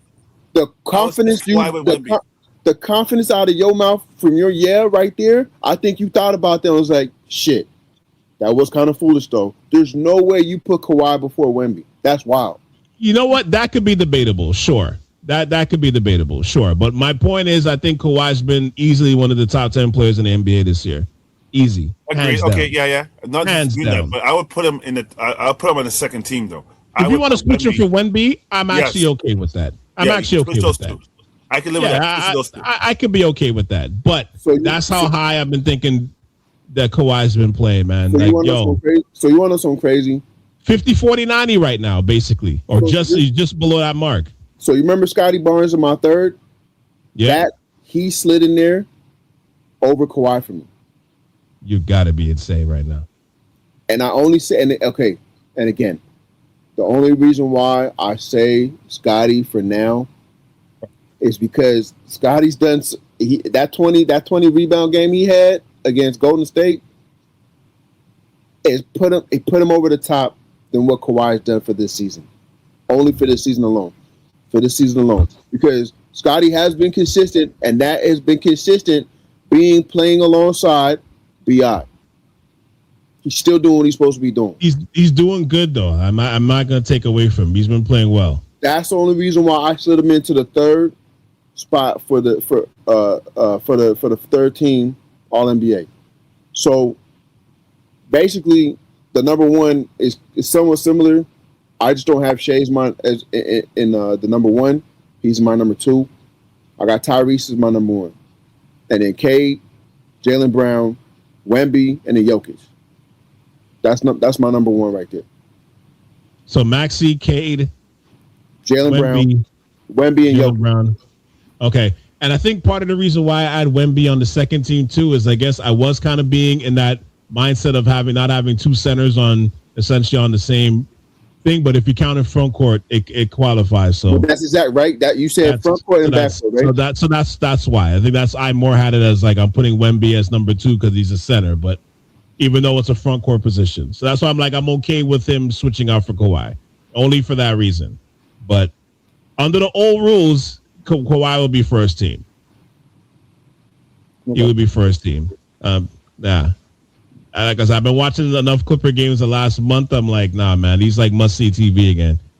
I mean, his contract gets voided. Oh, wow. I would this Uncle Dennis thing, yo, you guys got people in the Pablo Torre, man. Yo, this Uncle Dennis thing is wild and insane, man. Is this still going crazy? I thought that's bro. There's more stuff that came out today. Yeah, man. Yo, so basically, and I guess we'll wrap on it in just a minute, but like basically, they've been basically trying to get at Kawhi since 2017. They've been making payments and stuff to get Kawhi since 2017. I'll send you the links for it, and everybody's watching or listening. You can Google it to see. But Pablo Torre put it out, man. But they've been doing this since he was on the Spurs. So is that why I kept on seeing Lawrence Frank coming into Toronto every time Kawhi had a home game in Toronto? Jay, you didn't know that, huh? Crazy, isn't it?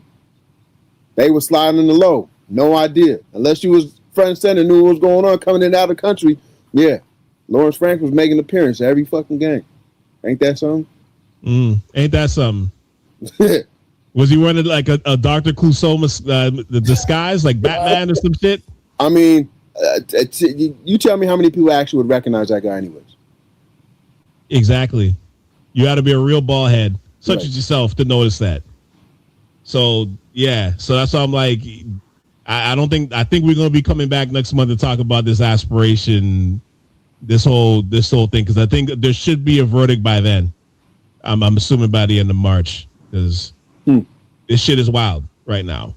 So, but with that said, Kawhi again, like to me, he's been like the second best four in the league. You know, I'll put him behind Brown, but that's it. Legitimately, and Giannis has missed way too much games, so he doesn't get that automatic position. Yeah, man. I like what Cade's been doing. I like Shea before he getting hurt. Jaylen Brown, undeniable. I'll put Wemby and Jokic at the first team. Second team, I have Maxey, Brunson, Barnes, Duren, Kawhi. Third team, I would have Luka,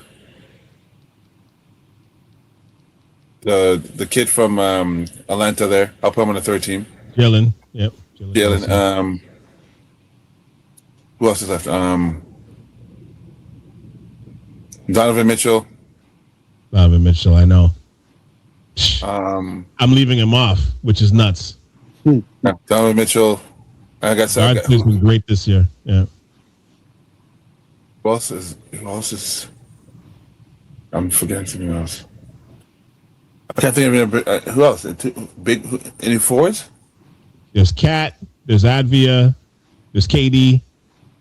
KD. Yeah. Ooh. Yeah, KD there. and then one more. Maybe the Advia guy, because he's been balling. Yeah. That's for you, Batch. That's for you. Okay. All right. Legit. There you go. He's legit to me. Oh, I know he is. That's why I said that. That's for you, because I was watching him. Like, I won't lie to you. I watched him before in the Euro leagues, but I wasn't taking him seriously because all these players ball for their national countries. Mm-hmm. But that's why I first noticed him. And then when I saw him this year, what he was doing, and just the confidence and how they use him to kind of reset the flow, he sets the tone. I was like, okay, it'll be interesting to see how they move forward with Damian and adding all the parts that they have. And draft picks. I like it. Yes. Yeah. Portland's going to be something. Yeah. Scoot, don't forget about Scoot. And Scoot, yeah, he's still trying to figure it out though. So with Damian Lillard's tutelage, you'll see how if they can put it all together, right? I feel like he might get lost in the shuffle. I think so too. But he has to like now. There's pressure for him to pick it up. He has to pick it up running, or he's out of there by midseason, guaranteed next year. Yeah, like I said, depending on if they get a top 10 pick and another guy, like if that a cuff guy comes in there, or you know what I mean, that the kid that from Arkansas that dropped like 49 the other night. Listen, man, there's some guys coming down the pipeline in this draft, man. So that was my 15. Before you guys thought my numbers were all messed up, that was my 15. Portland. Portland, okay. They're going to the playoffs next year. Yeah, I see it. I think Dame is not going to be. Damian Lillard winning 3-point contest and not doing anything. That's very inspirational for them in the offseason to look forward to. Yeah. I agree. And last thing I'll say though, man, just to wrap up, Jan, your Lakers play no defense, man. It's crazy. Oh no! Watching the game. Oh my God, it's like I don't even know. Like when people are like, you're gonna go in the second round, I'm like, come on, man. Dude, I don't even watch the games. I can't watch the games anymore. It's bad, I man. just watch the highlights. I watched the Boston game, and I was like, yeah, I'm out of here. And it's hard. Yeah, I was like, yeah, it's hard watching. It's hard watching it. It's hard. So when did you turn it off? You get just after the halftime, I guess. Just after halftime, because it was a good goal. It was a good back and forth. Yeah. For the first half. Payton Pritchard was eating all alive. Pritchard was going off. And I was like, okay, I can't take this anymore, so I'm out of here. Yo, So I got something else to do, so I'm just going to do that. Pritchard was cooking them like oxtail batch. Like with the spinners. The spinners. It was wild. Like that. Woof, that wasn't pretty, man. That wasn't pretty. But we'll leave it here, man. We'll definitely come back next month and do this again. But thank you guys as always for having a conversation, man, and just having you guys come on the a milestone pod, man. I definitely appreciate y'all in all seriousness. Yes, sir. No, it's a pleasure. It's a pleasure to be on here, man. Thank you for having us, man. But once again, I'm glad to be a part of the journey, man. And, appreciate it, man. And watching Batch's reactions is just priceless, you know. Yeah. So the hater spirit. Yo, this guy, man, he's got can't take the emotion out of his opinions, man. Nah, personal. This guy, it's so personal. Can't, man. Holy. The things that was said today was just off the fucking rip. It was just it was just off the hook, man. That was crazy. Man, that was more ridiculous than you saying that the Lakers were going to beat the Timberwolves. Yeah, yo, Cal, you said something crazy though today, man. Come on, man. What'd I say? The Wemby, the second team. Come on, guy. Yes, that's wild. Listen, I told you my reasoning. I told you. I said I had it still in the center mode. I'm trying to do the new school, but I still had it in the old Maxey school mode. Third team? Nah. Dude. Yo, Maxey's the third team. Oh man. Oh my gosh. Yo, you're doing acid. Yo, put your sunglasses back on, guy. Nah. Yo, that's crazy. And take that hat off, man. Hey, don't be disrespecting my expos, man. Don't do that. Yo, don't do that. The thing is, if you're making comments like that, you disrespecting them. That part's getting edited out, by the way. Yeah. You gotta do that. You gotta do that. Immediately. Thank you for checking out the latest edition of the Ave Podcast. Special shout out goes out to Jan Michael Nation and Anthony Batchelor for having a funny and entertaining conversation about the NBA right now. Once again, shout out to those two brothers. And once again, thank you for all tuning in for this 300th episode. I'm looking to take a little mini break for a couple of weeks or so.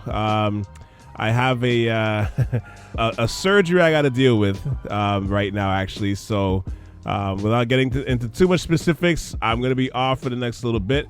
Luckily, I do have some episodes in the can, so I will get those released out with some help.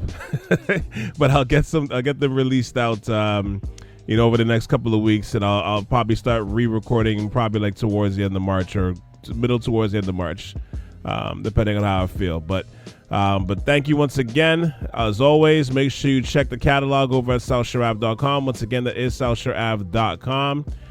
And stay tuned, man. Like I said, we got a lot coming down the pipeline with some of these shows, some new concepts, and I'm excited, man. I'm getting ready to, let's just say I'm looking very forward to the rest of 2026 in terms of ideas and getting everything out there, all these ideas out. So I'm looking forward to that. And make sure you hit the like and subscribe buttons as always. And make sure you go to Spotify, Apple Podcasts, everything else. And I'll say it once again, go to SouthShoreAve.com once again for the emphasis. That is SouthShoreAve.com for the catalog, all right? For Anthony Batchelor and Jan Michael Nation, this is Cal C. And you just tuned into the latest edition of the Ave Podcast right here on South Shore Ave Radio. Have a great weekend, folks. Peace. We out of here.